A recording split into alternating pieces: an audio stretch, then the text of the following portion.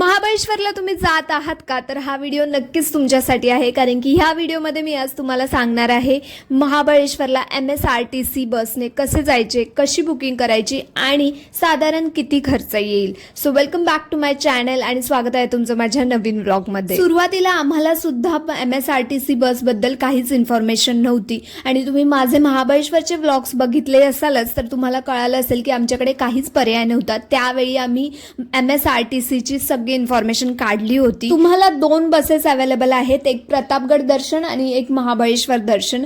सकाळी 6:30 आणि दुपारी 2:30ला महाबळेश्वर दर्शनाची बस अवेलेबल असेल आणि तुम्ही याचे रजिस्ट्रेशन ऑनलाईन किंवा ऑफलाईन दोन्ही प्रकारे करू शकता.